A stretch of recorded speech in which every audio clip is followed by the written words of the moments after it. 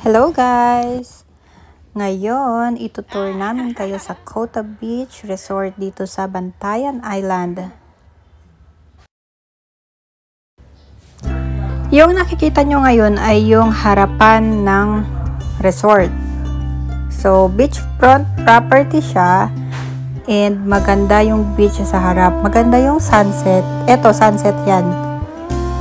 Before kami mag-tour, naglalaro muna yung mga bata or naliligo. Yan, diba? Magandang maglaro yung mga bata sa buhangin. Beachfront siya, may sunset and then meron din sunrise, diba? So, eto yung restaurant. Diyan kami kumakain. Yung room pala na nabook namin is included yung food. Plated lang yung food, pero okay na din. So, ayan yung mga cabanas or cottages nila. So, ang nabook naming room, isang cottage and then 3 standard rooms. Yung standard rooms, hindi ko na video yung labas pero meron akong room tour. Ipapakita ko later. Ang maganda pala dito guys, dito sa Kota Beach is beachfront siya pero walking distance siya dun sa MJ Square kung saan maraming kainan. Pero kung gusto mo rin kumain dun mismo sa Kota Beach, meron silang ino-offer na mga pagkain. Yan. So nag-dinner kami dun ng first night namin. I think 2 beses kami nag-dinner dun. So yan yung mga food nila, mga ihaw-ihaw. Ang ganda din ng setup sa gabi.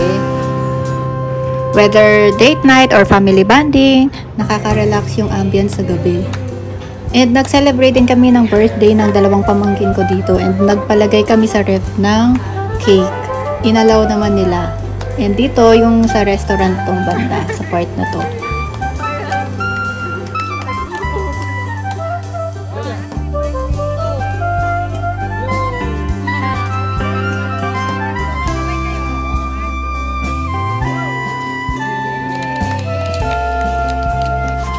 So, ayan na yung tour ng beachfront ng Kota Beach.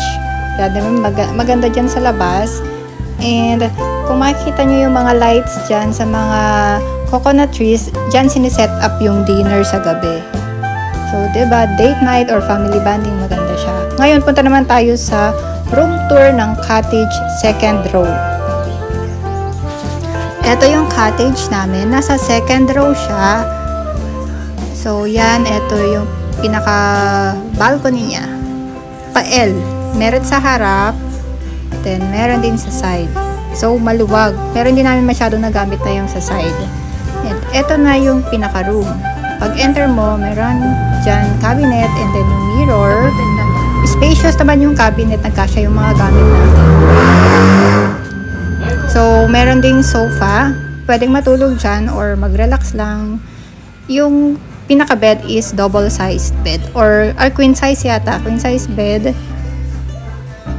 Yan. Ayan yung mga kasama sa room. Mga free yung mga yan. Alcohol, coffee, meron ding kettle. And eto na yung pinaka-CR. Yung CR is basic. Ano siya? Sliding door. Medyo minsan mahirap ibuksan yung sliding door. So, eto na yung CR. Meron naman siyang hot and cold shower. Maganda to, lalo na may baby kaming kasama. So, kailangan ng warm water pampaligo niya.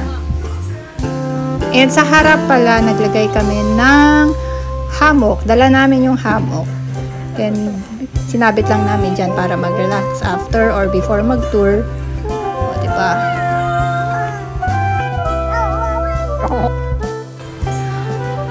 Mula sa cottage namin, yan na yung makikita mo. Yan na yung beachfront. Diba? Ano lang siya, ilang walks, ilang steps lang siya, nasa buhangin ka na. Makikita mo na yung dagat. So, yan yung restaurant. And ito yung mga beachfront cottages nila. Ito naman yung standard room. Meron siyang double size bed na 2. Ito yung pinaka-setup niya. Medyo madilim kasi gabi na kami nang nakarating nung first night namin. So, ayan, bago magulo yung room, binidyohan ko na siya. Yung cabinet is open lang. And then sa side, merong switch ng ilaw. And eto yung pinaka-balcony niya. Hindi dilim no sa gabi. Yan na lang, kinuha ko sa side nila yan, sa balcony. And then, ito na yung CR nila. Mas maayos na yung CR nila kaysa sa amin. Ayan, meron din siyang hot and cold shower. Then meron silang pasabon. Ayan na, si baby girl. Nakingialam na. Ito naman yung beach kapag sunset. Ayan, maganda lang tumambay dyan pag sunset. Tambay-tambay, laro-laro, swimming. Madaming taong pumupunta dyan galing sa ibang resorts or galing dun sa after ng tour nila, nagpupunta sila dyan para makita yung sunset. Maraming mga mas murang resorts dito. Pangalawang beses ko na dito sa Bantayan Island. Nung first ko is dun sa kabilang side ako nagstay, dun sa may malapit sa port. This time, dito naman pinili ko sa Kota Beach kasi nagpunta kami dito, nagandahan ako. And sa susunod, mas gusto ko pa din magstay dito. So, ayan lang yung video natin guys. Sana nag-enjoy kayo and please keep on watching and subscribe!